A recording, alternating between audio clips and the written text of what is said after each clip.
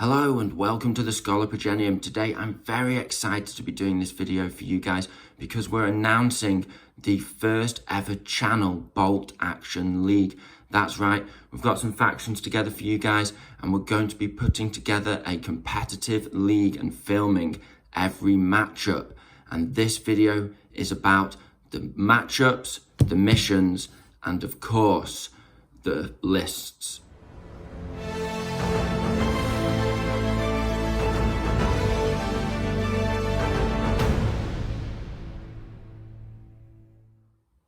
So first things first, let's talk about how all this is going to work. Now we've gone for a modest first league.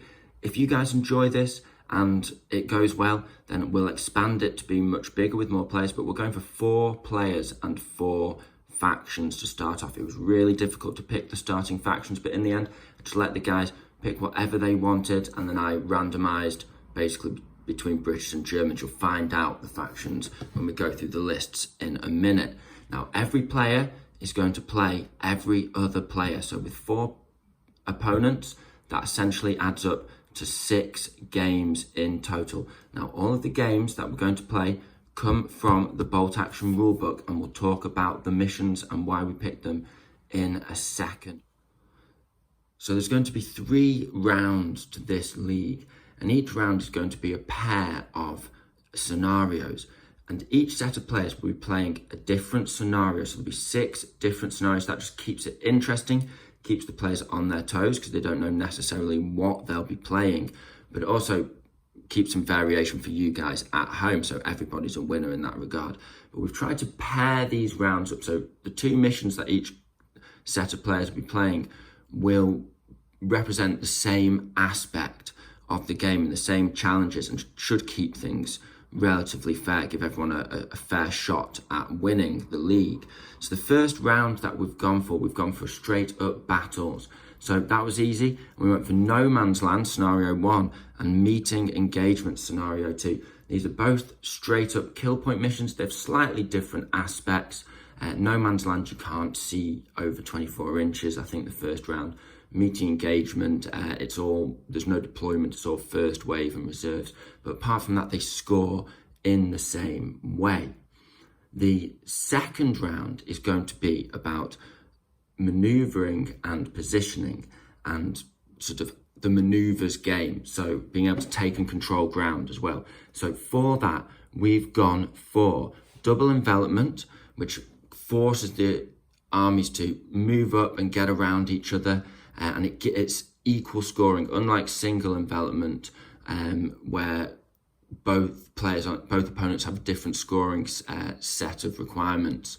In double envelopment, it's simply 3 points to run a unit off the board, 2 points to have it in their deployment zone at the end of the game, and 1 point for a kill. So keeps things fair. And then the one that we've paired that with, so the other 2 players will be playing, is Demolition. Now, it was between Top Secret and Demolition. Me and Sam talked it out. Sam really doesn't like Top Secret, even though it is quite balanced. Demolition does give some factions who have outflank shenanigans an advantage, but in the end we went for Demolition because that's about getting across the board, taking ground and manoeuvring, which seemed the best fit with double envelopment. So in the first round, 2 players will be playing No Man's Land and the other 2 players will be playing Meeting Engagement. In the second round, 2 players will be playing double envelopment and the other 2 players will be playing Demolition, which is the one where you've got to get onto the opponent's. Just to briefly mention it, you've got to get onto your opponent's base, essentially their objective. Each player has one objective. If you finish a turn with one of your units touching the opponent's objective and controlling it, you win the game. So it's a very interesting one. And then for the final one, we've gone for a ground control, sort of all-out battle, something that represents quite a lot of all of the other aspects and just mix it all together. You've got to try everything out and be on your toes and have loads of flexibility. And for that, we've gone for 2 of the players will be playing key positions, which is a classic. It's very similar to 40k, a really good finale battle there. And then we'll randomize between what set of players are playing what. The other 2 will be playing sectors, which is a fantastic game. It's also a classic setup with table quarter control, where you score, I think, kill points and having units in no man's land or in your opponent's table quarter. So we think that setup's really interesting. The players have discussed it. Everyone's happy with that. And yeah, we think that represents some balanced and competitive missions out of the big rule, but we're skipping some of the crazy ones and trying to keep things fair. So comment down below, let us know what you think of that. And if you're new to the channel, make sure you subscribe and, so you don't miss out and you can catch all of these games as they go. Hopefully you're getting excited for this now that I've explained the missions. So without much further ado, let's talk about the lists.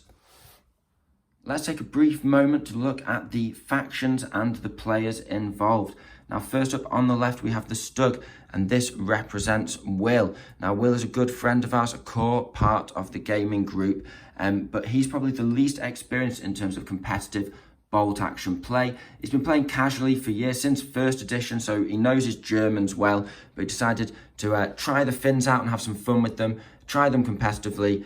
He's only ever tagged along to 2 or 3 events before with me and Sam, so yeah, he's at the start of his competitive bolt action. He's the underdog, so give him a shout out in the comments section. He's run the Finns, they're a powerful faction, hopefully he can make it work.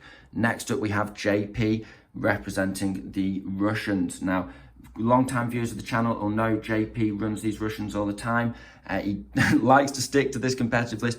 He wants to get some more models and try them out, but he thought he'd give this list one final hurrah in this league, and then we're planning to do a bigger league after this test one, as I've mentioned. So he's going to come swinging with a totally new list after this league. But for now, he's running his comfy pair of pants, and he's very good with this list. He's run it at a few events. He's a bit more experienced than Will. He's run it a couple of tournaments and done very well. And he's tweaked the list a little bit for the league, but he should be a very powerful competitor in this league with a chance of winning. Next up, we have the Sturm Tiger representing the Germans, and I'll be running the Germans in the league. I was very tempted by the Brits, so I rolled a dice on it, and I was actually quietly pleased that I got the Germans, because I've recently picked up 2 or 3 new units for the Germans for a crazy list that I've been working on, where I want to find out, can you run a super heavy tank in a competitive format? Is that even doable at 1,000 point 12 dice limit? So my aim for this tournament isn't necessarily to win, although I'm going to give it my best college try. Long-time viewers will know I always do my best to win every way that I can. But for me, it's not about the win, it's about research and finding out, can my crazy super heavy tank list work on a competitive setting? Next up, we have Sam. Now, Sam, you guys know him, you love him. He's a very varied player, very cunning, always has 2 or 3 tricks up his sleeve and an ace hidden up there as well somewhere. Don't know where he keeps it all, but he's a really, really experienced US player. He's been running his US army since essentially first edition competitively. He's got a load of wins under his belt. He's won tournaments with these guys. He loves the horde of American GIs, and although he's tweaked his list a little bit, he's essentially going to be running a list that you guys are very familiar with. But if he does well and wins this, then maybe he'll mix things up and focus on his Germans next time, because he's been running Germans for about a year. He's getting the hang with them now, and they're becoming quite dangerous, and that'll let me use the Brits in the next league. But for now, we've talked about the players, and let's get on to the fun part, the juicy bit, the one you all want, the lists. The first list we have is the Finns. Now, Will isn't a Finn player. This is my army, my collection. So what he asked is for me to send over 3 viable lists, and he read through them and picked his favourite one, and this is the one he went for. So I'll explain through the units, and then we'll talk a little bit about the strategy and strengths and weaknesses of the list, do a bit of a deep dive. First off, we have a 2nd lieutenant on his own. A little risky, means you can't really have him out if you've got a prep bombardment at the start of the game, but it keeps him nice and cheap. Then we have 2 squads of 8 veteran sissy riflemen. So no LMGs on these guys, but they do have Master of the Hunt, which allows them to advance into ambush. So they're always moving forward and get into rifle range even if your opponent outranges you with LMGs, which is very useful. They also all have tough fighter, which means that even though they don't have SMGs, when they get into combat, every single one of them gets an extra attack if they get a kill with their first attack. Absolutely brilliant. These units are lethal. Then we have a couple of support squads. These are, regular infantrymen. They have an LMG and a Panzerfaust in each squad. One Panzerfaust isn't a guaranteed kill by any means, but it's enough of a threat. It's dangerous enough, risky enough to get close to these guys that they can just create a little bubble and keep tanks from bullying this infantry heavy list. We also have the ability across the whole Finnish army that when a unit goes down to half strength or less, not in one blast, but just overall from its starting size, then they go up a veterancy ranking. So the regular infantry just become veterans. So it can be very dangerous. If 3 infantry get killed, you can have just a loader LMG team rocking around on veteran, or you can have an LMG with a Panzerfaust and have a really lethal 2-man kill squad that can still have an impact on the game. So they're really, really good. The Finns just keep punching even when they've taken a lot of losses. To round out the infantry, Will decides to go with 5 Carcapuccios. Now these guys are amazing, and some missions they're just absolutely incredible. They can almost make it an auto win. They're really game changing because these guys are all medics to themselves, so they always get a 6-up feel no pain essentially in 40k terms. They all have a rifle and an SMG, and they have the ability to outflank. They're all veterans, they're all tough fighter. They all have the ability to outflank from your opponent's board edge or either side, anywhere on either side from turn 2. So these guys can just come in, take out a mortar, take out a howitzer, just put a threat on the back line, and if Will manages to get the sabotage mission, then these guys can even outflank onto the opponent's base and win the game just turn 2 if the opponent doesn't defend correctly and Will plays his cards right. So Carcapuccio's absolutely incredible unit. The one thing they lack is Master of the Hunt. They can't advance into ambush.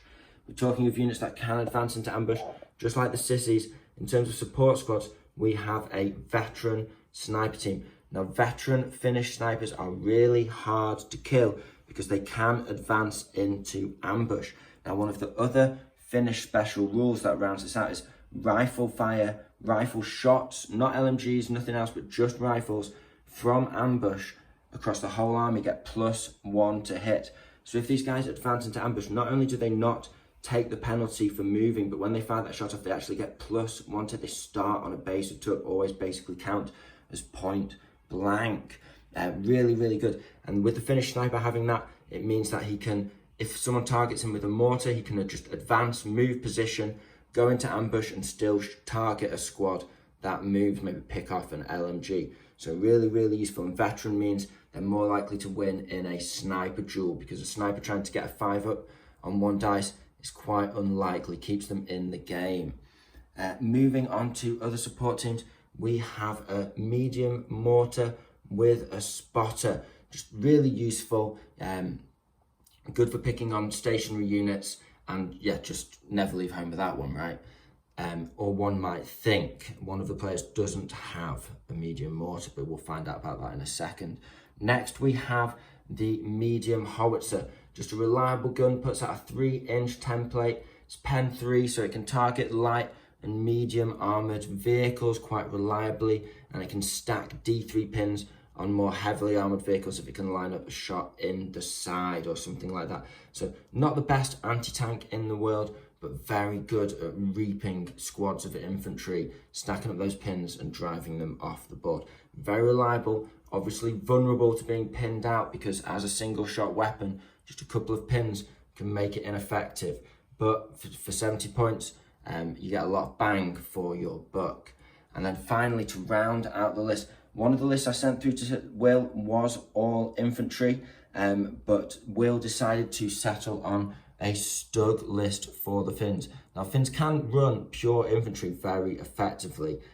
Just a horde of veteran infantry, backed up by flamethrowers, all that kind of thing, taking some man-portable Panzer Shrek teams can be really good. But the Stug is ever reliable. Stug Life, as Will texted me back when he sent over the list that he wanted to use. Now, it's got a heavy anti-tank gun, which means it's got that extra range. It can hit at medium range, not over half range, with a bigger bracket than, say, a medium anti-tank gun or something like that. So nice outrange, and with it being a heavy anti-tank gun, it still gets a 2-inch blast, so it can actually take out infantry quite effectively. So really, really good unit. Armor 9, it's also got a very, very, very low profile, which makes it hard to see, very easy to get cover behind low walls and bushes, unlike tanks with turrets. Although it doesn't have a turret, that is, if you play it right,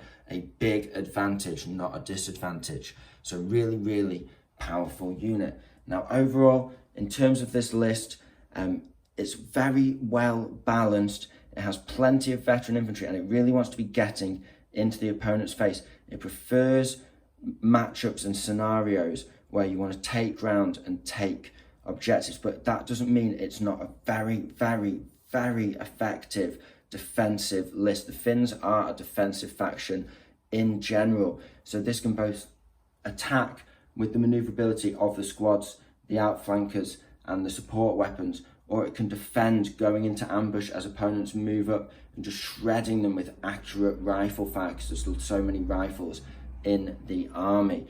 So yeah, really, really effective. As we mentioned, the Carcapuchos can really spoil your opponent's day. They have to factor those in to their game plans. That on its own is worth the points, but they are very expensive. 120 points, 4 or 5. You can get a whole extra 8-man sissy squad for the same points. So comment down below what you think of the list, and keep this list in mind, because I want you to let me know at the end which is your favourite list, any tweaks you would give, and how you think they'll do in the scenarios and the matchups that they might get over the course of the game. So we'll be back with the next list now.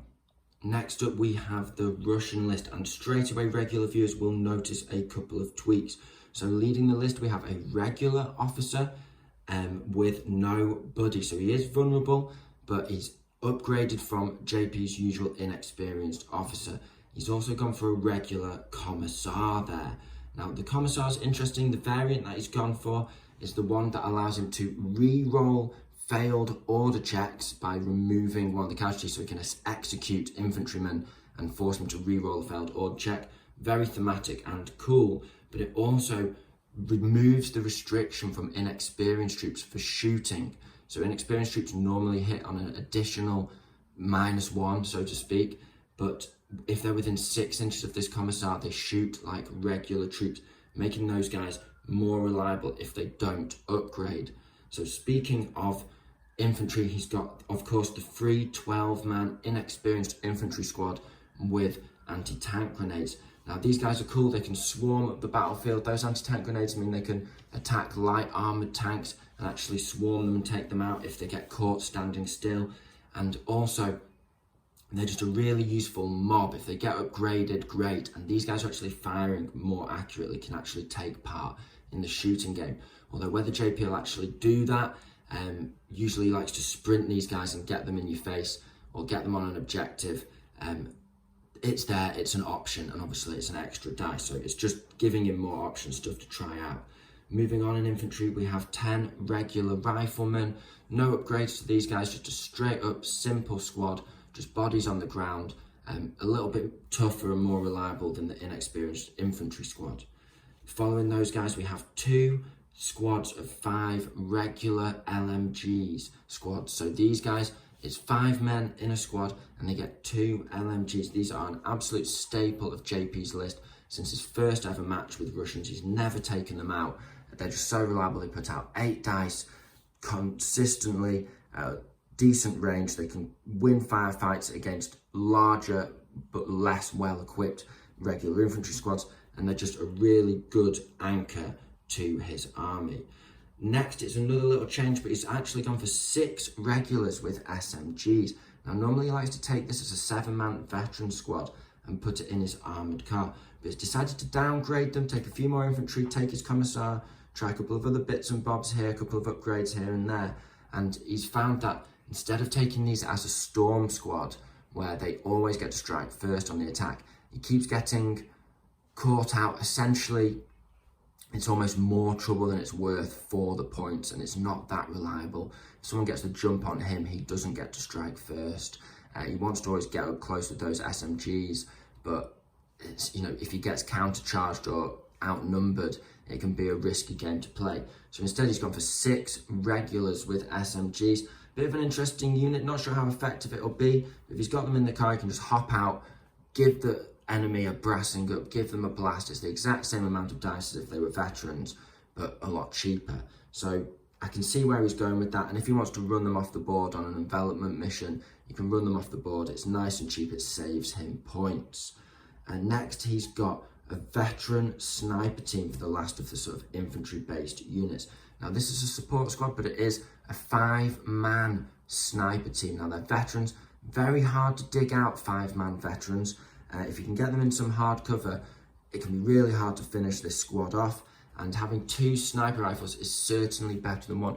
The curse of the sniper, you're not as vulnerable to it if you're firing 2 shots. Because with the sniper, the problem is, yeah, you always hit reliably on a 3-up, but you know, you roll a 1 or 2 here and there. And even if you get that hit, if you're shooting a veteran, it's a 5-up. On a regular, it's a 50-50 whether you even get a kill. But having 2 shots means if you get those 2 hits, then you very, very reliably kill what you need to kill. And if you're shooting at a support team like a regular mortar, a regular MMG, Panzer Shrek team, something like that, you're very reliable at a spotter. There's loads of little units that if a sniper could just kill more reliably, they'd be way more vulnerable and way less useful. And that sniper team can just make use of that by having 2 shots. Yes, they're not a small team, and that makes them more vulnerable, but a lot of the time, they're going to be targeted by the same stuff, mortars, that kind of thing. So overall, a really, really powerful unit, the veteran sniper team. Next up, he's got his armoured car, which is useful to have. It's got a capacity of 7. It's got a HMG, which is 3 shots. Not that many dice, but it means it can duel with other light vehicles, other armoured cars. It's got a presence against light tanks. It can ping them in the side. It can get critical pins on units, make them on tanks and stuff, make them less likely to hit with their big gun. So that DACA is actually really useful, and JP uses the triple HMG shot to good effect in all of his games. And just being able to whiz around, fill it full of like maybe the regular officer, the commissar, and whiz it off the board. That's 3 dice for 9 points if he gets the envelopment mission, which could be critical in the league coming up. So it's just really useful to always have a package in a competitive game that you can whiz off the board if double envelopment comes up. Because it's a good, solid competitive mission that comes up a lot. If you don't know the mission pack in advance, or if you do and it's there, you know, really cool package. So definitely worth having a little armoured car in there. Reliable, got enough capacity to get some points off the board, or get the regular SMG guys where he needs them. We'll just see, you know, just useful unit to have, utility unit. Next up, he's got a regular mortar with a spotter. You know what that does. Just useful to have, useful for taking out snipers, other fixed gun emplacements, other mortars, that kind of thing. Next up, he's got a Ziz 3. Now, personally, this is one of my favourite field guns in the game. I'm not usually a massive fan of medium anti-tank guns. They don't often have enough pop for me. Bigger tanks can stay out of their way, keep that -1 on the pen value if they're over half range to their advantage. But this thing has the bonus that it has a medium howitzer, or sorry, a light howitzer shell. So it's got a little 2-inch shell, the same as a medium mortar, and that little extra blast on the medium anti-tank gun instead of it being a 1-inch shell makes all the difference. It's a really useful gun, really good for utility. You just put it in a good position and it's never short of targets. The whole battlefield is a viable target to this gun. So just popping shots, putting on ambush if you need to hold a road or whatever. Just really, really useful gun to have. And finally, rounding out the list, he's got a nice bit of armor. It's basically got a toe in the, it's like a German tank essentially, in that it's the T-34-85. Now this is essentially a T-34, so medium armor, 9+. However, it does have a heavy anti-tank gun. We've talked about the benefits of that with the Stug. It outranges other medium tanks, and it's got a 2-inch blast, which means it can actually viably target infantry with that big gun. But it also has 2 machine guns. It has got a coaxial machine gun, so if you want to get those extra dice on those hard to hit units, if you need to dig a unit out of cover, then you can do. If a unit's vulnerable, why not pop the big gun at it, get a 2-inch blast on there, get D3 pins on there, so you can take the opportunity to really mess up units with that heavy gun. And because that long half range of 36 inches, you can cover a lot of the board and even snipe if you need to, if you're outmatched, if there's a heavier tank on the field.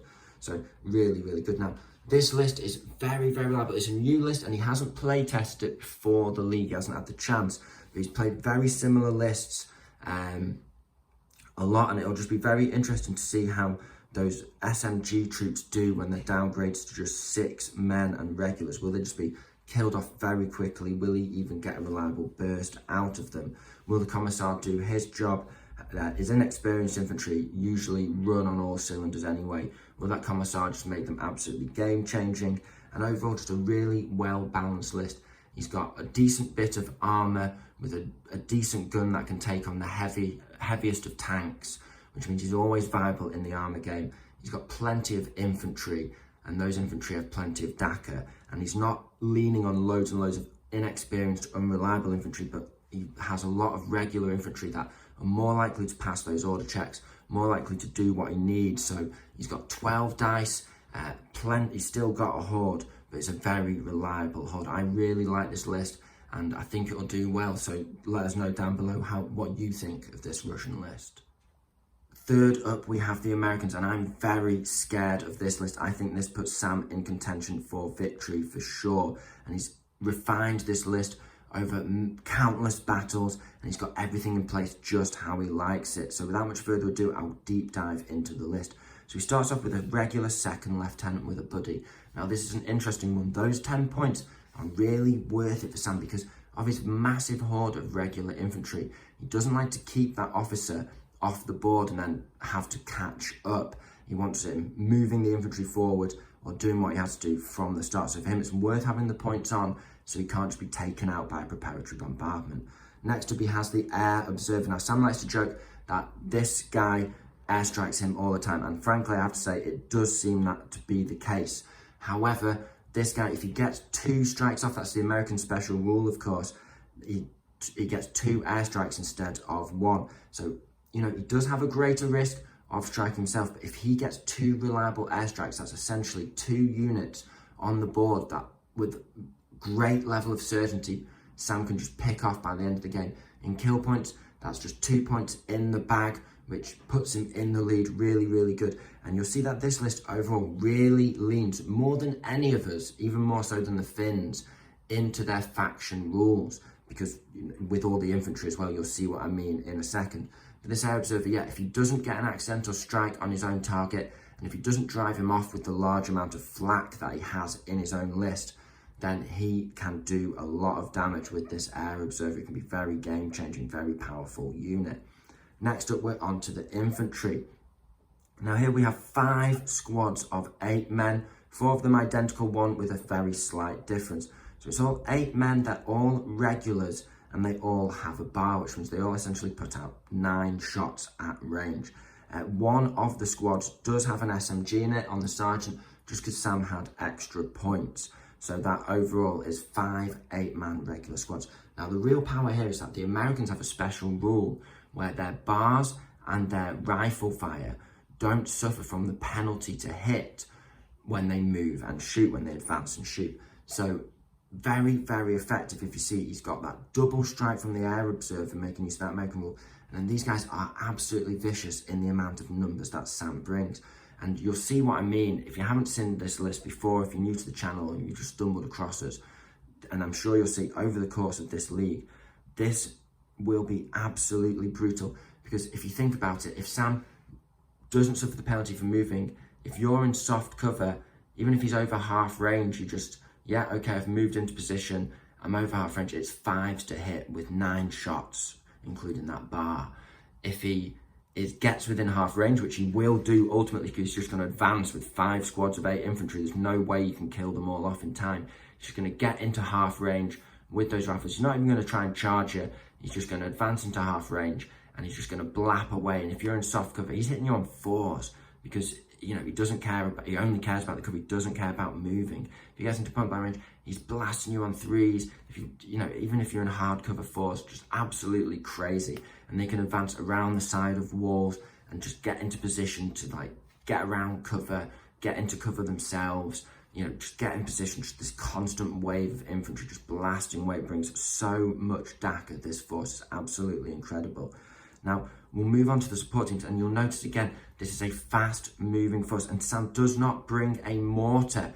The Americans, they leave no man behind. That's one of their mottos, and it's very true. Sam leaves the mortar or nothing behind. He advances his whole army forward, brings it all into your face. And so that is actually a real advantage to him, because he doesn't really need the mortar. He's going to get up in your face and kill off your support teams. He's got that air observer, which means that he can airstrike certain units that are tucked away, maybe behind hard cover that he can't dig out. So he's got the airstrike to sort of do the mortar's job. And it doesn't necessarily come in on the first turn. You've got to roll a 4 for it to come in, but it's the same kind of tempo of damage as the mortar. It's going to not necessarily get the unit you target straight away, but eventually it's going to take it out, and probably more reliably than a mortar. So he doesn't have a mortar, and that means you don't have stuff to shoot your snipers at. You don't have stuff to shoot your mortar at, or stuff like that. So, it's very interesting. No mortar, controversial, but proven time and time again with Sam in this list to be effective. Next up, he takes a flamer. Now, this guy's a good occupant for a truck. He's cheap. If you don't need him and you're playing envelopment or double envelopment, you can just stick him in the truck with your officer and just run him off the field. If you can hide your truck away and get the air observer nearby, you can hop him in and run the truck off late game. So, really useful, and you'll see he's got that truck there in a second. But yeah, overall, and the flamer, if he gets the chance to hop out of the truck and do some damage, then you can drive units off. Flamers are very dangerous, so good option to have in the list. Next up, we have a bazooka. Now, this is an essential part of Sam's list because he doesn't have much anti-tank. Yeah, he's got that air observer. As you'll see, he's got just all the bits. He's actually got reliability through a majority of options, multiple options. That air observer can target a tank if he needs it to. Not that reliable at taking out a tank, but it can do it. The bazooka, meanwhile, can do that job if the air observer needs to strike other things. The bazooka is a very effective anti-tank weapon. It's maneuverable. It's got a decent range, 24 inches, and it's got decent armor penetration at +5, just the same as a medium anti-tank gun. Very mobile, small team. It's easy to hide away. If you can lodge it behind some cover, move it on from reserve, you've got a lot of options there. So I really love man-portable rocket launchers like the bazooka and the Panzerschreck team, and even Panzerfaust, but those two mainly. And so this bazooka, it's a key part of the list. Without it, Sam would be very vulnerable to anti-tank fire. But he rounds out his anti-tank with, you'll see, a Greyhound and a half-track. Now, the M16 half-track comes with 4 HMGs, so that's 12 shots at +1 pen. And we've spoken before about how HMGs can allow you to take part in the tank duel game. If you can get a light or medium armoured vehicle in the side, or a light armoured vehicle in the front, you can pin it. And if it's got a howitzer or a light or medium anti-tank gun itself, it's an armoured car, then that can make the difference between it targeting you, it activating. That pin can make all the difference with those HMGs. And also, the Greyhound brings a light anti-tank gun, which you can very easily manoeuvre, wreck you around and get into the side. So he's got a lot of light anti-tank weapons, but they add up to give him a lot of options to at least suppress tanks if he can't take them out. And he's a big threat to light and even medium armor if he can position himself correctly. And talking about his armor options in more detail, that half track is absolutely lethal. It's got decent range, 36-inch range, and you can buzz it around. Yes, it's vulnerable because it's open topped to a bit of rifle fire, but it's very reliable, and it can put out a lot of dice, and it can chop through veterans quite nicely because it's got that +1 pen. The Greyhound also comes with an HMG, so he's got 3 shots. Again, he can get those pins off. I've seen some do it before, where he gets a pin on a vehicle, on a tank, and stops it hitting with its main gun. And again, so he's got more options there. You know, he's got basically 4 chances to do that with the light anti-tank gun and that. And it also comes with an MMG as well. So he can DACA if he doesn't want to use, he can only use 2 of those guns at a time. But if he doesn't want to use the light anti-tank gun, he can DACA with the MMG and just go MMG and an HMG, which adds up to 8 shots, 3 of those with +1 pen. So the overall between these 2 vehicles, he's got anti-tank suppression, anti-armor suppression, and he's got a lot of anti-infantry fire, and he's got a lot of maneuverability, especially with the Greyhound. The final rounding it out is he's got the big truck now. I think it's like a deuce and a half or a 3.5 tonner. I'm not sure exactly. What I do know is that it's 18-man capacity. Now this is obviously great. It allows Sam to shift a lot of his infantry up the board, put them in position, hop out in close range without the penalty for moving, and then just DACA away. So even if you've got a couple of squads of infantry in hard cover, you can jump out, you can overwhelm those squads 3 on 2, you can shoot you at point blank and be hitting really reliably and just massacre those squads. So this truck gives him the capacity to basically dig any position out and take it for himself. Also gives him a lot of flexibility. It's like a taxi because it's wheeled. You can drive it 12 inches. And if he plans ahead a couple of turns in advance, you can pick up other troops, drop them off on objectives, and it just gives him a load of flexibility. So with his infantry heavy army, you can move as many or as few units as he needs, where he needs them, and it just makes him very, very, very dangerous. Rounds out the list beautifully. So very powerful contender. Let us know what you think. The final faction that we have is the Germans, and I'm very excited to put this list through a baptism of fire. It was all inspired by the fact that I won this super heavy tank chassis in a tournament for getting most tank kills across the 3 games. I thought it was a very fitting price, super cool, and I wanted an excuse to use it, but it's very hard to fit such an expensive vehicle into 1,000 points and 12 dice. I mean, obviously hitting the 12 dice limit isn't going to be difficult at all, but getting it into 1,000 points in a viable list, it's very difficult. I did not want to compromise on taking inexperienced troops. I just don't like the unreliability of trying to pass order checks or getting them on from reserves. You know, maybe I'm wrong. I'm sure there's some hardcore Russian Horde players out there, you know, Soviet Horde players who disagree with me, and there are ways around it, but for me, I just wasn't willing to compromise on having a load of eggs in one basket and then the rest of my eggs basically on very thin ice and being unreliable. So that was my thought process behind the list. So everything you see here is regular, and we'll go into it in a bit more detail now. So first things first, I've got a regular second lieutenant, and I have, of course, done the cheesy thing and given him the free assault rifle.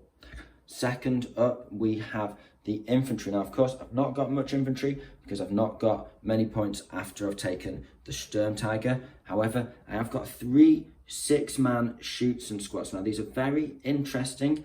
They're 80 points, and you get 2 LMGs and 6 regular men. So really cool to get a lot of DACA onto the battlefield in a small package. Not very easy to take and hold objectives with these guys. They're not that tough. 6-man regular squads aren't going to win any prizes for Defiant Last Stands. However, they do give me the fire output of a lot more infantry than they themselves are. So really, really cool. Next up, to add to the just mass fire output, we have a Nebelwerfer. Exceedingly unreliable, exceedingly vulnerable because it is a fire magnet, and because it's not got a spotter, it's, you know, or it's going to be in line of sight. People can just dash at it and shoot it. But if it can crank off a couple of blasts in the first 2 or 3 turns before it gets taken out, and it can wipe out a squad or possibly even 2, then it's really going to even the score for me. I only have 10 dice. I mean, I'm really pleased with getting 10 dice. I forgot to mention that was the other compromise I didn't want to make in this competitive list. I wanted to have no inexperienced squads because I don't think they're reliable in a competitive setting, and I also wanted to have 10 dice because I think having less than 10 dice again makes you too unreliable and inconsistent on the initiative step when you're pulling dice out of the bag, which again, unreliability and inconsistency makes for an uncompetitive list. So yeah, got that Neb in there, hoping to just crank out a few shots. Yeah, he is unreliable, but with the mass HE that you'll see I've accumulated here, hopefully just adds enough weight of fire that he can get me an early lead. Adding to that, we have 2 mortars in the list. Yes, you can only see one team. I'll show you the other one in a second. We've got a medium mortar with a spotter, regular of course, just very reliable and slinging out more shots, trying to hit on 6s. So my initial barrage of 6s should hopefully be 2 or 3, maybe even 4 units that the Neb can target if my opponent's concentrated his units together. And then another chance on the mortar, just, makes it maybe likely I'll get a 6 somewhere. I know that's not how stats and dice actually work, but you see where I'm going for here. Adding to that, we move on to 2 new units for me. These are the Crad Schutzen squads with sidecars, motorcycle and sidecar. Now you can take 2, you can take up to 4 in an armoured car slot, but they all get an individual dice, kind of like Russian anti-tank teams. And what I've equipped them with is one model has an LMG, that's the guy at the back. The other guy, although he's modelled with the LMG, he's actually left all his ammo at home to make space for light mortar shells. So that front guy actually has a light mortar. Now, they have a special rule, which means they can't move and shoot the light mortar. They have to be stationary to shoot that light mortar. However, that's just like having another mortar. Now, light mortar, you're not going to be killing loads of stuff, wreaking devastation on your opponent. But again, it is another chance for me to sling indirect fire, maybe get a lucky 6. I might get 6 or 7 chances to roll a lucky 6 from my indirect HE shots in the first couple of turns, depending on my opponent's positioning, which, really, really could put me in a nice position. Also, very manoeuvrable on the Crad Schutzen. They're recce, they've got, they're just soft skinned, but again, although they can be picked off from rifle fire on a 6, they aren't easy to kill or pick off, and that allows me to just whiz them around.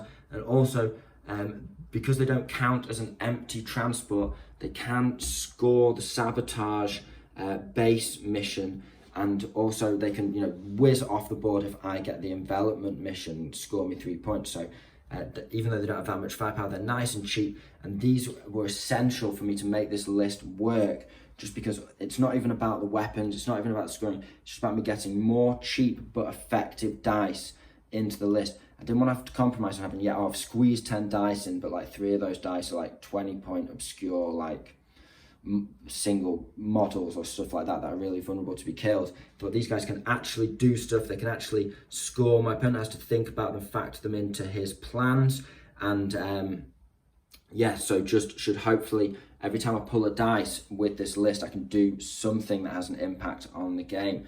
Moving on from the 2 bites, which I'm very excited to use, we also have a Panzer Shrek team. Now, it's only a regular, so it's very expensive, still at 80 points, but super maneuverable, and with a 24-inch range and pen of 6. I absolutely love this unit. If your opponent starts getting brazen with a tank, it's very likely you can line up a side shot, and you don't even need to think too hard about it. You can actually take a central board presence or keep him in reserve, let your opponent get up the board with their tank, get a little brazen with their tank, and then dash him on from reserve, and then next dice of the next turn, pop him on, pop a shot and take that tank out.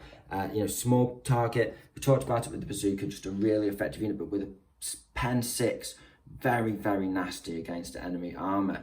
And then finally, talking about armor, we have, of course, the Sturm Tiger. Now, this thing is an absolute beast. It doesn't have a turret, of course. It's a mantle main weapon and a hull mounted MMG. However, that mantle weapon is just a ridiculous weapon. It's a heavy howitzer. It can only ever fire at half range, so it can't fire over, I believe, 36-inch range.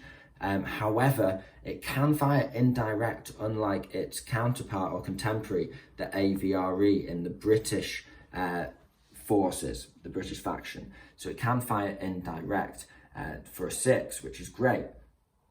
On top of that, not only is it pen 4 with a 4-inch template and D6 pins, but it also gets to re-roll the damage roll. So against any infantry in the game, of any veterancy, apart from, I guess, Yeah, even Russian armored veterans that have, yeah, you're wounding them on a 2-up, re-rolling 1. So you're just going to wipe out infantry. If an infantryman gets lucky and you roll 2 1s on this guy, then you know it is what it is. The dice gods wanted that guy to survive. And it also makes him very viable against armor, because not only can he stack d6 pins on armor, it's unlikely that they'll get the chance to ignore it, because you do actually have the chance to do damage with pen +4.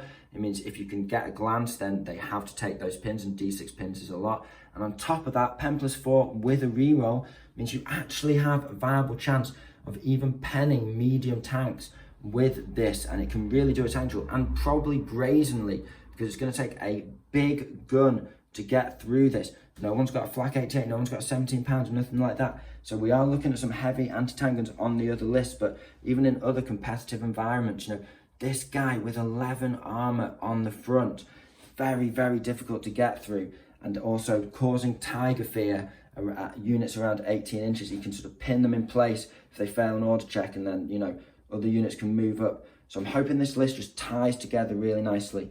I've got mass indirect fire or mass HE templates that should hopefully give me at least one good blast every couple of turns, and really sort of give me these game-changing, game-swinging blasts with the devastating hits. I've got every dice can have an impact. Every unit has a lot of output, whether it's an MMG, LMG, whether it's a couple of LMGs, the Neb, the mortar, you name it, it should all be able to play its part. And none of it's inexperienced, it's all regular, so it should be reliable. Now, I am obviously lacking numbers, and that is a big hole in this list, but I think that was just unavoidable. You're never going to be able to get a lot of bodies on the board whilst taking a heavy tank. So that is the compromise I've had to make on this list. But let me know what you would think. Let me know what you would add or change. It's locked in now, and we're playing all 3 games. Every player's playing all 3 of their games with the same list, as you probably picked up by now. But let me know what you would think. Let me know what you would adjust. And if you haven't already, comment down below now you've seen all the lists, and let me know what you think, who you think will win. Give the other players some shout outs, give them some love if you're supporting those factions, if you collect those factions. Let us know what factions you collect. Let us know how you've been doing in events, and whether you're thinking about getting into competitive play. If you've got 4 mates that play bolt action, even if you're just getting started, follow our league format and see if you can do this for yourself. But I hope you found this video interesting. I hope you found it entertaining. This has been the Scholar Progenium. Thank you very much for your time. Goodbye.